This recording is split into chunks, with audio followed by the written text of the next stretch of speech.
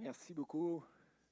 Alors, on va continuer notre étude, mais on va finir la prière ce matin, là. Ça fait quelques semaines qu'on est là-dedans. Nous laisser inspirer par le ministère d'intercession de l'apôtre Paul pour les croyants et croyantes de l'Église de Rome. Donc, on en est à notre 5e étude là-dessus, quand même. Nous avons vu ensemble les 3 premières caractéristiques d'un ministère d'intercession puissant et agréable à Dieu, mentionné dans Romains 1, versets 8 à 12. En fait, on a regardé tout d'abord ensemble la ferveur et la fidélité de Paul dans ses prières, et c'est mis en relief en particulier par les 2 adverbes « sans cesse » et « toujours ». Sans cesse, je fais mention de vous, demandant toujours dans mes prières. L'apôtre Paul était un gars extrêmement intense et particulièrement dans la prière, ce qui a donné une très grande puissance à son ministère parce que quand tu y penses, là, la définition de prier, d'intercéder, c'est simplement de demander à Dieu d'agir dans les cœurs, de venir nous rejoindre sur le terrain du ministère, de déployer sa grâce, sa puissance, sa compassion de façon merveilleuse. Et là, c'est là qu'on voit des choses se produire. Il ne faut pas penser à la prière comme une fin en soi.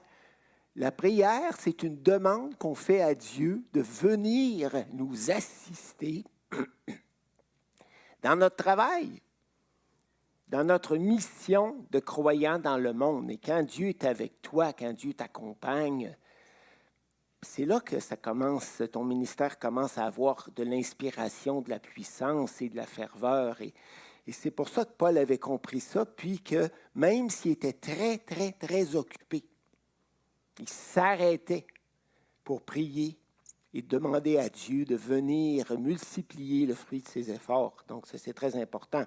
Ensuite, on a vu que l'apôtre Paul était patient et soumis à Dieu dans ses prières. Et ça, c'est très important aussi.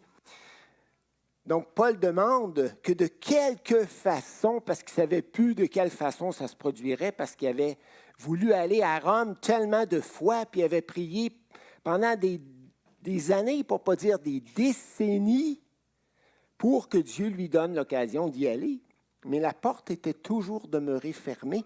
Alors là, il dit, Seigneur, je prie que de quelque façon il me soit enfin, il y a comme un soupir dans le mot enfin, là, enfin accordé par la volonté de Dieu. Si ce n'est pas la volonté de Dieu, j'en veux pas. Je ne veux pas y aller à Rome. Je le désire humainement, mais si ce n'est pas sa volonté, je préfère ne pas y aller. Et c'est sûr que plus on désire ce que Dieu désire, bien, plus on voit Dieu agir, parce qu'on lui demande d'accomplir ce qu'il désire accomplir.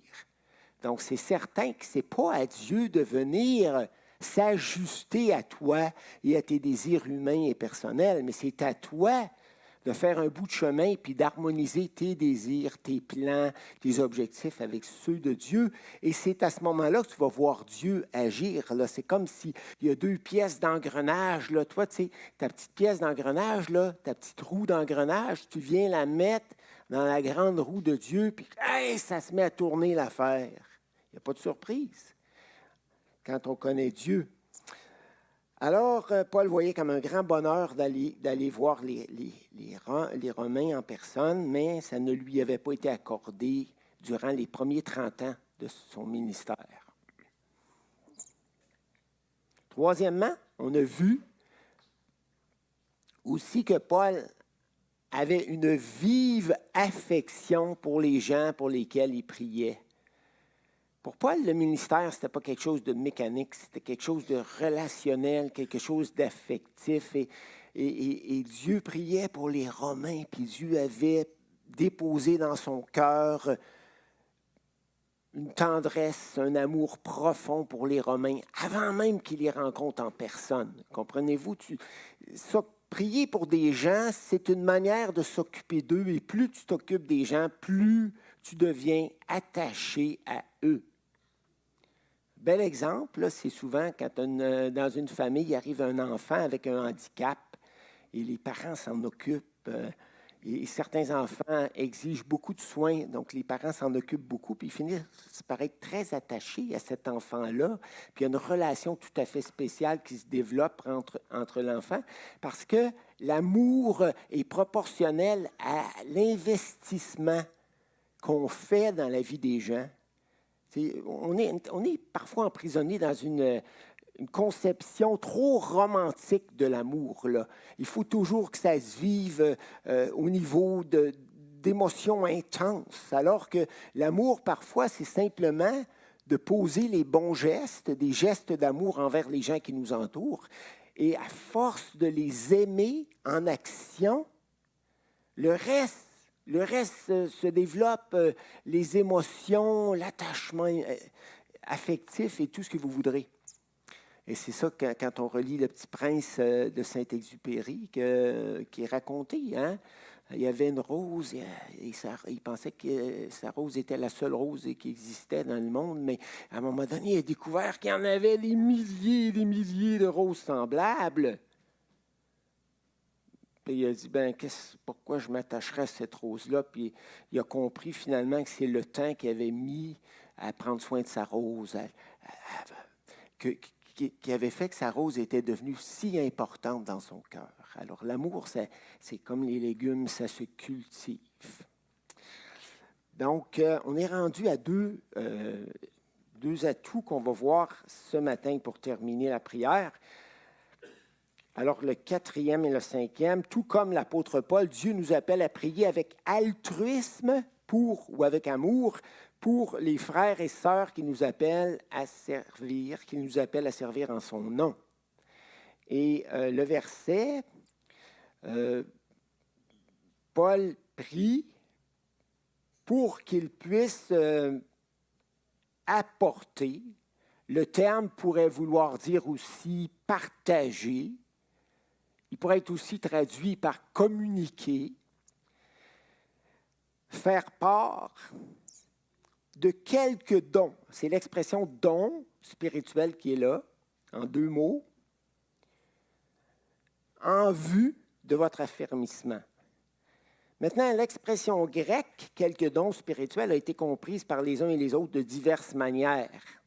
Certains ont suggéré que par cette expression, Paul faisait référence à son propre don spirituel d'apôtre qu'il désirait depuis longtemps mettre au service des Romains pour leur affermissement spirituel dans la foi. Donc, quelques dons, ça ferait référence à son propre don. D'autres ont suggéré que par l'expression « quelques dons spirituels », Paul faisait référence à l'explication de certains points difficiles à comprendre dans le message de l'Évangile. Puis une chose qui est extrêmement difficile à comprendre pour les Juifs, c'est que les non-Juifs, les païens, là, devenaient les héritiers de Dieu à part entière avec toutes les bénédictions que Dieu avait promises à son peuple depuis l'Ancien Testament jusqu'à la fin du Nouveau, et qu'ils se retrouvaient sur un même pied d'égalité avec eux. Donc ça, c'était une vérité de l'Évangile extrêmement difficile à comprendre pour les Juifs, donc, parce que les Juifs méprisaient les païens, puis ils les voyaient comme indignes du royaume et comme incapables d'y accéder, à moins de se convertir à la religion juive. Puis là, il n'était plus question de ça, il était question seulement de croire en Jésus-Christ, d'invoquer Jésus-Christ pour obtenir son pardon, la réconciliation avec Dieu et le statut d'enfant de Dieu. Ça peut être ça. D'autres encore ont suggéré que par l'expression « quelques dons spirituels », Paul faisait référence à quelque encouragement ou à quelque bénédiction inspirée par le Saint-Esprit, de là le mot « spirituel », que Paul leur apporterait selon leurs besoins et afin qu'ils soient affermis dans la foi. Mais c'est comme ça que M. Alfred Kuhn l'a traduit, il me semble que j'ai pris ça dans la Sommeur, c'est à vérifier, mais bon, plusieurs commentateurs le comprennent dans ce sens-là, dans le sens plus large de bénédiction spirituelle.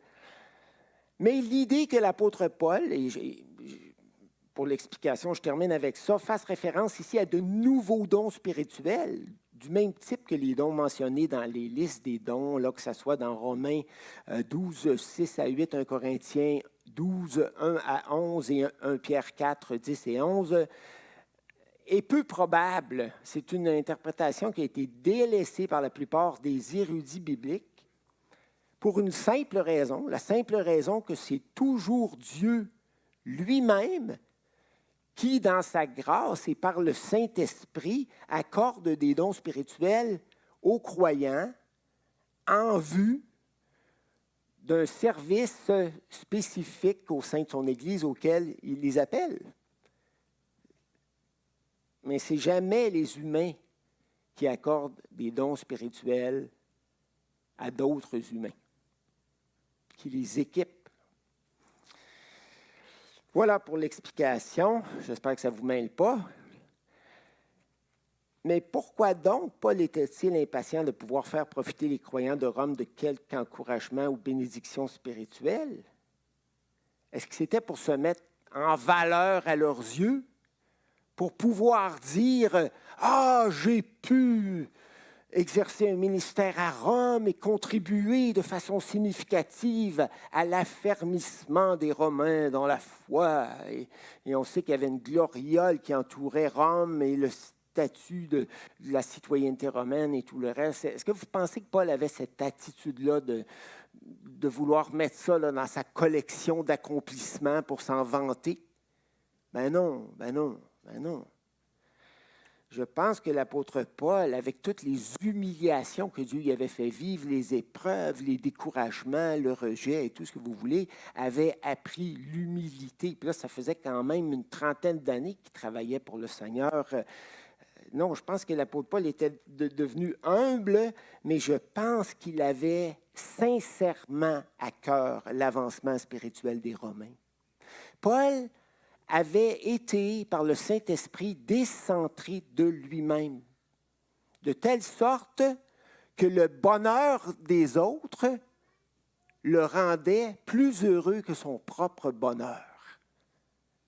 La joie des autres, leur santé spirituelle, leur avancement dans la foi lui importait davantage que ses conditions de vie personnelle. Il était devenu décentré. Il n'y a rien de plus beau que le Saint-Esprit peut faire dans nos cœurs que de nous décentrer de nous-mêmes. Vous savez que si Dieu pouvait enlever du jour au lendemain l'égoïsme, l'égocentrisme et l'orgueil de notre cœur, on n'aurait presque plus aucun problème dans la vie. Plus aucun problème de couple, plus aucun problème avec nos enfants, plus aucun problème avec les frères et sœurs. On serait libérés des deux plus gros chaînes là, qui nous rendent la vie misérable. Alors, je pense que Paul était vraiment un altruiste. Il pensait aux autres plus qu'à lui-même. Le verbe « afin que vous soyez affermis », stérizo en grec, sous-entendu par Dieu lui-même en le sens de devenir stable, constant, solide, ferme. Tu ne peux pas être béni dans le Seigneur de façon complète si ta vie chrétienne ressemble à des montagnes russes. Une semaine, tu es au sommet, l'autre semaine, tu es au sous-sol. Tu remontes au sommet, tu redescends au troisième sous-sol. Tu ne peux pas être béni dans ces conditions-là. Ça prend un minimum de stabilité, d'enracinement, d'affermissement, de persévérance. Il faut que tu t'attaches profondément au Seigneur et que tu marches avec lui. Puis il y a des bouts de temps que ça ne va pas bien, il y a des bouts de temps que ça va bien. Mais si tu es on and off constamment à jouer sur le commutateur, ça ne marchera pas. Tu ne seras pas béni, tu ne seras pas heureux, tu ne pousseras pas des racines profondes dans le Seigneur et dans son amour. Donc, le verbe est très important. C'est un verbe qu'on retrouve aussi dans Romains 16, 25. À celui qui peut, à Dieu, qui peut vous affermir selon mon évangile et la prédication de Jésus-Christ.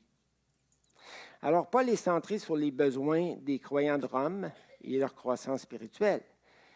Et lorsque tu parcours les lettres de l'apôtre Paul et que tu prends le temps de t'arrêter, sur ce qu'il dit de lui-même, tu vois sans hésiter la merveilleuse transformation que Dieu avait opérée dans sa vie au fil des années. Avant sa conversion à Christ, et malgré sa grande sincérité, Paul était auparavant un égocentrique, un orgueilleux, un arrogant, un insensible, un cruel et même un meurtrier, malgré sa sincérité religieuse, parce qu'il pensait servir Dieu en faisant tout ce qu'il faisait. Mais Saul devenait de plus en plus important dans sa religion et de plus en plus orgueilleux, au point qu'il se permettait des choses impensables. Tu as juste à parcourir quelques versets des Actes des Apôtres pour t'en rendre compte. Acte 7, 58, ils traînèrent Étienne hors de la ville, là, les Juifs là, qui étaient en colère contre lui à cause du discours d'Étienne, et le lapidèrent. C'est quelque chose, ça, c'est une scène, quand tu vois des gens en furie qui lancent des pierres sur une pauvre victime innocente. Les témoins déposèrent leurs vêtements aux pieds d'un jeune homme nommé Saul, le chef de la mafia. En plein ça. Il ne se salit pas les mains, il ne fait pas lui-même la job, il la fait faire, mais la haine et la rage sont dans son cœur. Acte 8.1, Saul avait approuvé le meurtre d'Étienne. Il eut ce jour-là une grande persécution qui n'était pas étrangère à la lapidation d'Étienne contre l'Église de Jérusalem. Et tous, c'est fort ça, tous excepté les apôtres se dispersèrent dans les contrées de la Judée et de la Samarie pour ne pas être frappés, ne pas être tués, ne pas être emprisonnés. Acte 8.3, Saul, de son côté, ravageait l'Église, pénétrant dans les maisons. Il en arrachait hommes et femmes et les faisait jeter en prison. Je suis certain que tout cela se faisait dans une violence épouvantable. Et il y avait des enfants à travers ça. T'imagines, tu rentres dans une maison, il y a des femmes, des hommes, des enfants, des bébés. Les soldats là, du Sanhédrin arrivent, puis ils ne sont pas tendres. « Oh, madame, prenez votre temps, préparez le sac avec les couches des enfants, puis tout le reste, on va vous attendre dehors. » Ce n'est pas comme ça que ça se passait, là. Pour ceux qui ont vu quelques films de l'époque, là. Acte 9, 1 à 2, cependant, Saul respirait encore la menace et le meurtre contre les disciples du Seigneur. Puis il n'y a pas juste Étienne qui a été tué, il y en a eu plusieurs autres qui ne sont pas mentionnés dans les Actes des Apôtres. Et là Paul s'ambitionnait, devenait puissant, il est allé demander des lettres aux souverains sacrificateurs et aux prêtres pour qu'ils puissent même poursuivre les disciples jusqu'à Damas, qui était à 218 kilomètres de Jérusalem. Parce qu'il avait la rage au cœur, la menace et le meurtre. Est-ce que c'était un bon gars? Indigne du pardon de Dieu, indigne du ministère que Dieu lui a confié par la suite. Et d'ailleurs, Paul revient constamment là-dessus dans ses lettres en disant « C'est incroyable que Dieu ait fait de moi un apôtre, moi qui méritais tout sauf que Dieu m'utilise dans son œuvre. » Mais dans sa grâce, Christ l'avait transformé au point qu'il puisse écrire quelques années plus tard à des gens qu'il connaissait bien, qu'il connaissait très bien, dont Timothée, son bras droit. Et je lis dans 2 Timothée 3,10, « Pour toi, Timothée, tu as suivi de près. » Quand les gens te regardent de loin, ils peuvent penser toutes sortes de biens à ton sujet. Mais quand tu chemines étroitement avec quelqu'un, là, il finit par te connaître. C'est pour ça que la relation la plus difficile qu'on vit, c'est notre relation avec notre épouse et avec notre mari. Pourquoi? Parce qu'il nous connaît. On ne peut pas y cacher grand-chose, là. Tu as suivi de près. J'aime tellement ça, l'expression de près. Mon enseignement, ma conduite Et ma conduite correspondait à mon enseignement. Il n'y avait pas de grosse hypocrisie là, entre mon enseignement et ma conduite. Tu as suivi de près mon enseignement, ma conduite, mes projets qui étaient inspirés par Dieu et que je soumettais à Dieu. Ma foi, mon attachement à Dieu, ma douceur. Oh, ma douceur, c'est plus le même homme. C'était un violent. Ma douceur, mon amour. Mon amour. Je ne suis plus centré sur moi-même. Dieu a fait le miracle de me décentrer de moi-même. En grande partie, on ne sera jamais totalement sur la terre, mais on peut l'être beaucoup plus qu'on l'était avant, puis beaucoup plus qu'on l'est présentement. Ma constance. C'est beau, ça? L'amour de Paul en action se manifeste de toutes sortes de manières. Écoutez, lorsqu'il travaillait pour les églises, là, il y a souvent des chrétiens dans ces églises-là qui étaient pauvres, qui arrivaient à peine à faire vivre leur propre famille. Et l'apôtre Paul ne voulait pas profiter de ces gens-là, de profiter de leur argent, ni de leur nourriture, ni de l'hébergement ou quoi que ce soit. Donc, l'apôtre Paul écrit dans 2 Thessaloniciens 3,8, « Nous n'avons mangé gratuitement le pain de personne. » Mais dans le travail et dans la peine, pas juste le travail, là, c'était dur. Et dans la peine, nous avons été nuit et jour à l'œuvre pour n'être à la charge d'aucun de vous. Et si jamais on tombait dans une pauvreté profonde, frères et sœurs, il faudrait que nous, les pasteurs d'aujourd'hui, là aussi, qu'on travaille en plus d'exercer notre ministère. Ça serait juste normal s'il y avait des frères et sœurs dans l'Église qui sont menacés de perdre leur maison, de perdre leur emploi et tout ce que vous voudrez, et que les conditions deviennent très précaires. Ça serait juste normal pour nous, les ouvriers, de travailler une vingtaine d'heures par semaine pour gagner notre croûte, et pour ne pas être à charge des frères et sœurs de mettre un fardeau sur leurs épaules qu'ils ne pourraient pas prendre sans hypothéquer leurs besoins personnels. Donc, l'apôtre Paul était vraiment incroyable que cela, et incroyable dans ce domaine-là. Puis vous savez qu'il était un faiseur de tentes, il avait un métier, ça c'est merveilleux. Et moi, je suis prof de français en passant. Lui était faiseur de tentes. Puis, il a rencontré Aquilas à un moment donné qui avait été chassé de Rome par l'empereur. Et puis, il a commencé à demeurer chez eux, puis à travailler avec lui. Puis, lui et Aquilas fabriquaient des tentes. Donc, Paul n'a pas toujours été dans le ministère à temps plein.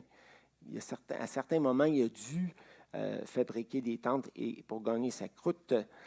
Puis, il dit dans Actes 20, 34, « Vous savez vous-même que ses mains, il parlait de ses propres mains, là, que ses mains ont pourvu à mes besoins et à ceux des personnes qui étaient avec moi. »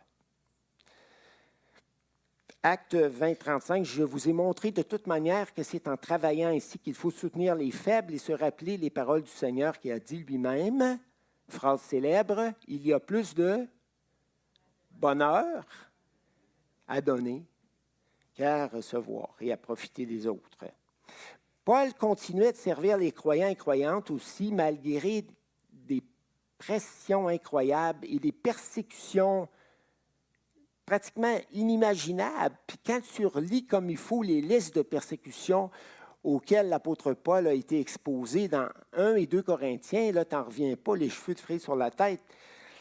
2 Timothée 3, 11, « À quelle souffrance n'ai-je pas été exposé à Antioche, à Icône, à Lystre? Quelle persécution n'ai-je pas supportée? Et le Seigneur m'a délivré de toutes. » Donc, le Seigneur était avec lui, mais le Seigneur a quand même permis qu'il soit exposé à des persécutions incroyables. Et dans 2 Corinthiens 6, versets 4 à 6, nous pouvons lire, « Nous supportons avec beaucoup de patience les souffrances. » Pensez à chaque mot que je vais prononcer, OK, que je vais lire. Les souffrances, les détresses, les angoisses. On nous a battus, mis en prison. On a soulevé le peuple contre nous. Accablés de travail, nous avons été privés de sommeil et de nourriture. Nous nous montrons serviteurs de Dieu par notre pureté, notre connaissance, notre patience, il revient avec le mot patience, parce que ça en prenait, et notre bonté par l'action du Saint-Esprit et par notre amour sincère. L'amour. Qu'est-ce qui fait que tu vas endurer tant de souffrances et continuer de servir Dieu et les frères et sœurs? Il n'y a rien d'autre que l'amour, l'altruisme. Sinon, tu ne le feras pas. 2 Corinthiens 11, versets 24 à 27. 5 fois, écoutez bien ça, 5 fois j'ai reçu des Juifs la série de 39 coups. C'est le nombre de coups de fouet là, qu'ils administraient. 3 fois, j'ai été battu à coups de fouet par les Romains et une fois, on m'a blessé en me jetant des pierres. 3 fois, j'ai fait naufrage et une fois, je suis resté 1 jour et 1 nuit dans les flots de la mer, peut-être glacé, je ne sais pas où c'est arrivé. J'ai connu des travaux pénibles et de dures épreuves. Souvent, j'ai été privé de sommeil, j'ai eu faim, j'ai eu soif. Souvent, c'est le mot souvent qui est clé ici, là. Souvent, j'ai été obligé de jeûner. J'ai souffert du froid et du manque de vêtements. Et sans parler du reste, il y a ma préoccupation quotidienne, le souci que j'ai de toutes les églises. Voyez-vous, malgré toutes les épreuves qu'il a traversées, auxquelles il était soumis, parce que son cœur était rempli d'amour pour les frères et sœurs que Dieu lui avait confiés, il continuait de penser à eux, malgré ses souffrances, malgré ses épreuves. Parce que normalement, les souffrances, les épreuves nous rendent égocentriques. On ne pense plus à rien. Tu as mal à la tête, tu as mal aux dents, ou je ne sais pas à quoi, puis tu ne penses plus à rien qu'à ton mal de tête ou ton mal de dents, puis tu as de la misère à te concentrer sur les autres, mais l'apôtre Paul avait développé une endurance, une patience exceptionnelle par le Saint-Esprit, incroyable, qui lui permettait, même dans ces contextes de souffrance, de continuer de s'occuper des gens qui l'entouraient et que Dieu lui avait confiés. Et Paul résume sa vie un peu aux anciens d'Éphèse dans Actes 20, 24 en disant « Mais je ne fais aucun cas de ma vie comme si elle m'était précieuse. » Ce n'est pas ma vie qui compte. Pourvu que j'accomplisse ma course avec joie. Pas en maugréant, pas en bougonnant, pas avec amertume, avec joie. L'Évangile, c'est d'abord comprendre que Dieu a tout donné et apprendre comme croyant à donner en retour. Jean 3,16, car Dieu a tant aimé le monde. 1 Jean 3,16, nous devons aussi aimer nos frères et sœurs et être prêts à donner notre vie pour eux. C'est intéressant parce qu'un Jean 3,16 répond à Jean 3,16. Je ne sais pas si vous avez déjà remarqué ça dans vos Bibles. C'est vraiment intéressant. La personne qui aime cherche les intérêts des autres. La personne qui aime apprend à se sacrifier, la chose que les gens de notre génération détestent. La personne qui aime pardonne et fait tout ce qu'elle peut pour favoriser la réconciliation. Quelques citations et pensées au sujet de l'altruisme. David Livingstone a été un des missionnaires pionniers en Afrique. Il a parcouru plus de 29 000 à pied pour apporter l'Évangile à des gens de divers villages. Sa femme est décédée au début de leur ministère. Il a dû faire face à une vive opposition de la part de ses frères écossais parce que Livingstone ne travaillait pas de façon parfaitement traditionnelle comme ils auraient aimé, là. C'était un gars tout entier. Il a servi la cause de l'Évangile alors qu'il était à moitié aveugle.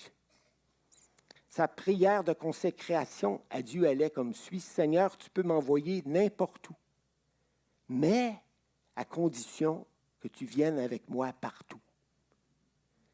Seigneur, j'accepte d'avance les combats spirituels et les fardeaux liés à ton service, mais à condition que tu me soutiennes en toutes circonstances. » Et ça rejoint les paroles de l'apôtre Paul, parce que l'apôtre Paul dit à Timothée, « À quelle souffrance et persécution n'ai-je pas été exposé? Et le Seigneur m'a délivré de toutes. » Route étroite. J'ai lu une belle illustration. Chrysler, c'est pas Chrysler, mais Chrysler. Le célèbre violoniste a comparé la vie d'un violoniste à celle d'un croyant dédié au service de Dieu et a repris les paroles de Jésus pour raconter sa propre expérience de violoniste en développement. Ça a été un des grands violonistes de l'histoire. Étroite est la voie resserrée et le chemin qui mène à une carrière de violoniste. Professionnel, évidemment. Heure après heure, jour après jour et semaine après semaine, et durant plusieurs années, j'ai vécu avec mon violon.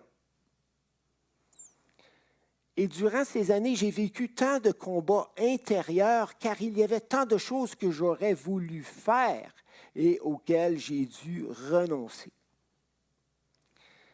Il y avait tellement d'endroits que j'aurais voulu visiter dans le monde, mais où je ne suis jamais allé.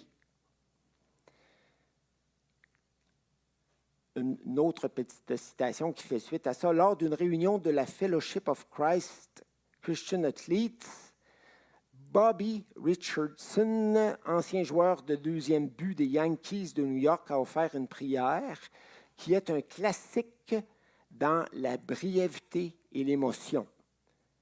Voici sa prière. « Cher Dieu, ta volonté, rien de plus, rien de moins, rien d'autre. Amen. » Pas pire, ça? Petite prière qui en dit long sur notre désir de continuer à servir Dieu et les autres quand c'est difficile. Et ça exige de la patience, de l'endurance. Ça exige qu'on se tourne souvent vers Dieu et qu'on crie à l'aide et qu'on dit « Seigneur, j'en peux plus, je ne sais pas comment je vais traverser ma journée, je ne sais pas comment je vais faire pour m'occuper des gens que tu m'as confiés. » Et là, tu commences à vivre des miracles, mais à travers des souffrances également. Le dernier point de la prière, il faut que je le fasse, parce que je ne veux pas revenir là-dessus la semaine prochaine. Tout comme l'apôtre Paul, Dieu nous appelle à prier avec humilité pour les frères et sœurs qu'il nous appelle à servir en son nom. Ça, c'est dans le verset 12. Donc, il dit « J'aimerais vous apporter quelques bénédictions spirituelles, ou mieux encore. » Là, il se reprend, là, tu sais. Puis il dit « Pour que nous nous encouragions mutuellement, vous et moi, dans la foi qui nous est commune. » Ce n'est pas parce qu'il regrettait nécessairement ce qu'il avait dit, mais il voulait comme dire aux Romains, ça ne sera pas sens unique. Ce n'est pas juste moi, le grand apôtre Paul, qui va vous apporter des bénédictions. Je suis convaincu qu'en étant parmi vous, je vais aussi recevoir des bénédictions dans la foi qui nous est commune. Et on sait que dans le contexte de la Nouvelle Alliance, Dieu a donné son Saint-Esprit à tous. Donc, ce n'est pas vrai qu'on fonctionne avec un clergé comme autrefois, là, qui avait le monopole de la connaissance, le monopole des dons spirituels et tout ce que vous voudrez. Moi, je suis un pasteur qui a certains dons et qui n'a pas d'autres dons qui sont nécessaires au développement de l'Église l'eau-vive. Pas vrai que le pasteur ou les pasteurs ont tous les dons. Et on a gardé dans nos églises et même dans les méga-churches aux États-Unis un modèle d'église avec clergé. Là. Mais dans le fond, vous êtes les joueurs étoiles. Et c'est pour ça que c'est si important que les frères et sœurs mettent leurs dons spirituels au service les uns des autres pour la croissance de l'Église. Parce que sinon, l'Église ne pourra jamais grandir. Et tu as beau en demander plus aux pasteurs, c'est impossible. Il n'y a pas tous les dons, il n'y a pas le temps, il n'y a pas l'énergie. Si chacun fait sa petite part, pas besoin qu'on se brûle personne dans l'Église du Seigneur, l'Église va avancer. Ça, c'est clair. Autrement que ça peut être gros, mais ça n'avancera pas en profondeur. Donc, voilà. L'orgueil nous amène à penser que nous avons toujours beaucoup à apporter aux autres, mais presque jamais rien à recevoir de leur part. Mais l'humilité nous amène au contraire à penser que les autres ont aussi beaucoup à nous apporter. C'est sûr que moi, j'ai un don d'enseignement. C'est sûr que j'enseigne plus que d'autres dans l'Église, mais ça correspond à mon don spirituel, un de mes dons spirituels. Et c'est sûr que quelqu'un qui a le don de compassion dans l'Église va exercer plus de compassion auprès des frères et sœurs que moi, je peux en exercer. C'est sûr que la personne qui a le don d'évangéliste va annoncer l'Évangile plus souvent à des non-croyants de son entourage que moi, je pourrais le faire. Vous comprenez? C'est normal que dans un certain domaine, on concentre nos efforts selon le don que Dieu nous a donné. Ça ne veut pas dire qu'on ne fera pas les autres choses, mais on ne les fera pas avec autant d'aisance. Ça va nous prendre 2 ou 3 fois d'énergie additionnelle pour les faire. Alors, quand tout le monde travaille en équipe, c'est super et ça va super bien.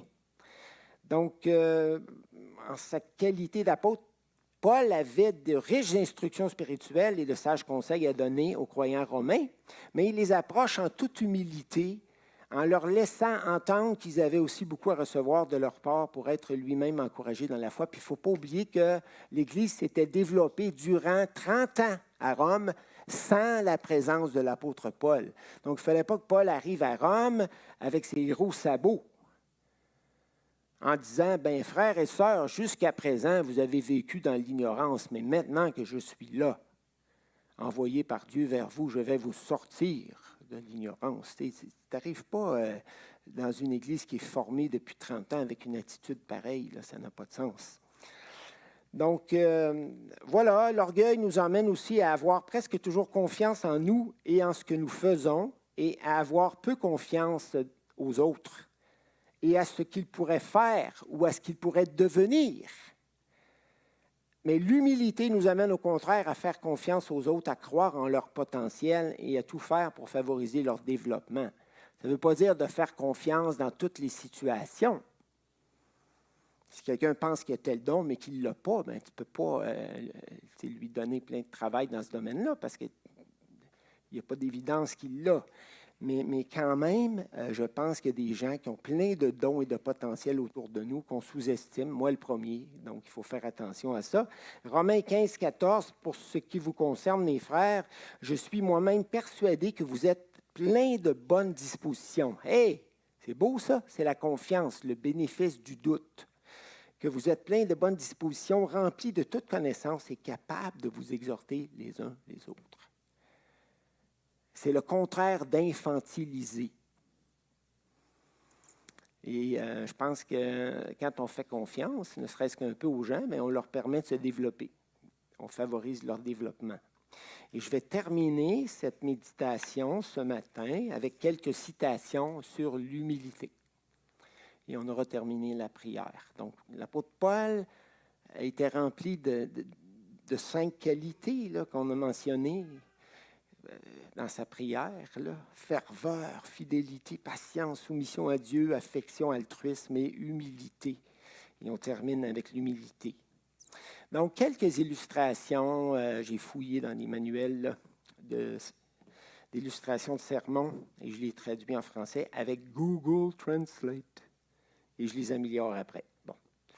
Acceptez de jouer le 2e violon, même si nous pourrions aisément jouer premier violon. Un admirateur a un jour demandé à Leonard Bernstein, célèbre chef d'orchestre, quel était l'instrument le plus difficile à jouer. Il a répondu sans hésitation, 2e violon.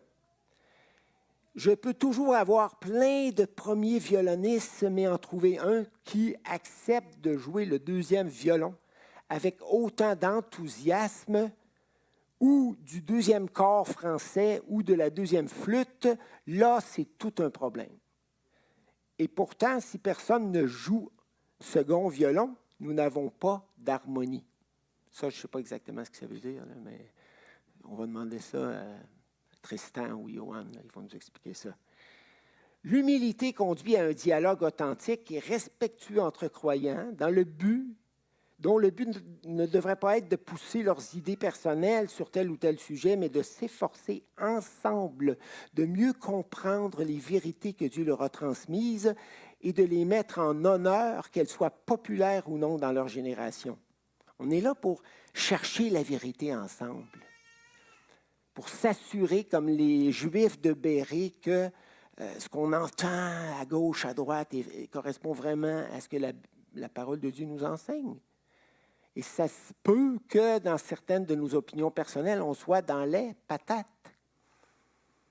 Et si quelqu'un est capable de nous le montrer bibliquement, on devrait être assez humble pour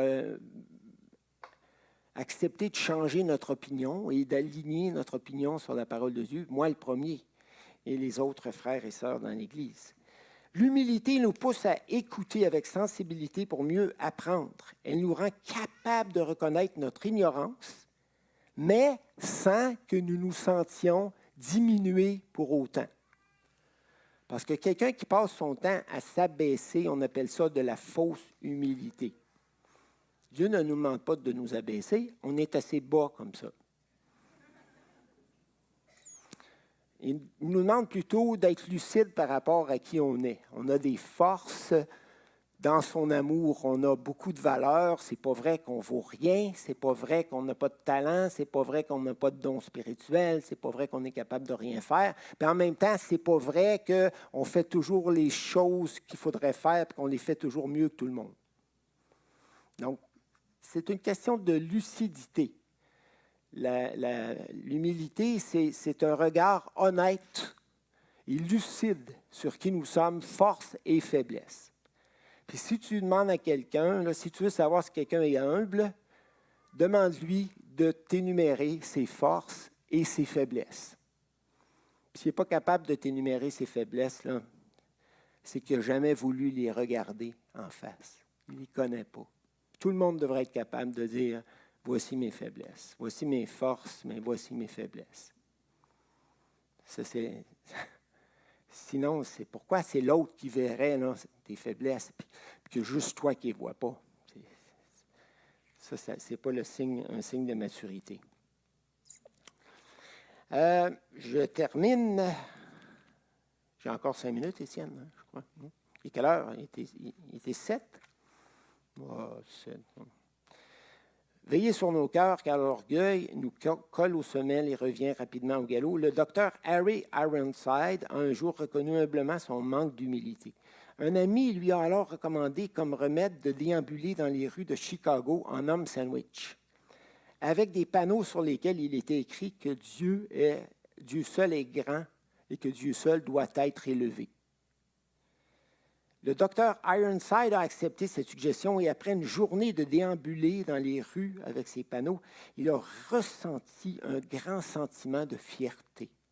Et il s'est dit secrètement en lui-même, « Je parie que je suis un des seuls docteurs en théologie à Chicago à avoir accepté de poser un geste d'une si grande humilité. » Bon. La journée avait bien commencé. Elle s'est terminée atrocement. Nous laisser inspirer par l'exemple de Jésus, le Seigneur des Seigneurs, et de ne pas laisser notre désir de reconnaissance étouffer notre esprit de serviteur. L'une des meilleures histoires d'humilité est celle d'un homme arrivé en 1953 à la gare de Chicago, où ils n'ont pas nommé le type, là, pour recevoir le prix Nobel de la paix. Il faudrait regarder dans les annales pour voir c'est qui, je n'ai pas eu le temps. Il descendit du train, un homme grand avec des cheveux touffus, et c'est pas ma coupe rasoir, là, ma coupe militaire de ce matin, avec des cheveux touffus et une grosse moustache. Alors que les caméras clignotaient et que les responsables de la ville s'approchaient les mains tendues pour le rencontrer, il les remerciait poliment. Puis, il a demandé à être excusé 1 minute. Il traversa la foule à côté d'une femme noire âgée aux prises avec 2 grosses valises. Il les ramassa, sourit et l'escorta jusqu'au bus, l'aida à monter et lui souhaita un bon voyage. Puis, il nomme ici, puis Albert Schweitzer s'est tourné vers la foule et s'est excusé de les avoir fait attendre. Mais pour lui, c'était important, dans son humilité. Il n'était pas préoccupé par lui-même, par sa reconnaissance personnelle, par sa gloriole. Il voit une dame qui a besoin d'aide. Tout de suite, son cœur est interpellé. Puis il s'en va l'aider. Puis il se fout des caméras, puis il se fout du glamour. Puis il s'en va dans l'humilité l'aider. Puis après ça, il revient, puis il s'excuse même à la foule. « Je m'excuse de vous avoir fait attendre, messieurs les journalistes. Je pourrais signer les autographes après coup. » William Carey, vous savez qui est un des pères du mouvement missionnaire moderne, c'est presque fini, Étienne, était un homme brillant, mais qui venait d'un milieu très modeste. Alors qu'il était adolescent, il a appris à réparer des souliers. Lors d'un grand dîner, là, parce que ce gars-là est devenu très populaire, parce qu'il a fait une œuvre missionnaire extraordinaire, il a traduit la Bible en plusieurs langues et tout ce que vous voudrez. Un simple cordonnier avait affiché sa carte du monde dans son atelier, puis il priait pour le monde continuellement. Lors d'un grand dîner un soir, un aristocrate dit à Carey, qui était devenu célèbre, « Si je comprends bien, M. Carey, vous avez déjà travaillé comme fabricant de chaussures. » « Non, monsieur. Je n'ai jamais été bottier et fabriqué de belles chaussures que portent ces dames. Mais Dieu m'a accordé le privilège de réparer une tonne de souliers troués, alors que mon cœur était en prière pour que le merveilleux évangile de Dieu se répande en tout lieu dans notre pauvre monde. » Quand tu es trop préoccupé de toi-même, tu n'as pas le temps de te préoccuper des choses de Dieu. L'orgueil et l'égocentrique, nos plus grands problèmes dans la vie. Et Dieu avait emmené Paul à l'amour et à l'humilité. Et dites-vous, pour ne pas vous décourager, que l'orgueil et l'égoïsme dans votre vie, c'est un peu comme une banquise, une grosse banquise. Tu coupes la calotte, il reste encore les 9/10 du iceberg. Mais ce n'est pas grave, tu as 1/10 de moins. Par des épreuves, tu permets qu'un autre 10e s'en aille. Coupe la calotte. Il en reste juste 8/10. C'est pas vrai que tu n'avances pas. Tu avances. Puis plus tu es libre de l'orgueil et de l'égocentrisme, plus tu es heureux. Et tu peux te concentrer à servir les autres sans excès, sans sombrer dans le déséquilibre, parce que tu ne le fais pas pour plaire. Quelqu'un qui se brûle là, en aidant les autres, c'est parce qu'il le fait pour des mauvais motifs. Il le fait pour plaire à tout prix, pour gagner leur amour ou gagner l'amour de Dieu, son approbation. Mais quand tu le fais plus parce que tu as compris que Dieu avait tout donné pour toi, tu as compris son amour pour toi, puis tu ne le fais pas pour gagner sa faveur, tu sais que tu as sa faveur en Jésus-Christ et que tu le fais par reconnaissance, bien là, tu es propulsé dans la vie d'une manière merveilleuse. Alors, que le Seigneur bénisse sa parole dans nos cœurs. Merci, Seigneur, pour les frères et sœurs de cette Église que j'aime beaucoup, qui t'aiment aussi, qui sont vraiment à ton écoute à tous égards. Pas parce que moi, j'apporte la parole. On a eu d'autres merveilleuses prédications par Francis Robin et Jean-François et d'autres, Raymond. Et je te remercie infiniment et qu'on puisse tous s'édifier les uns les autres dans ton amour. Amen.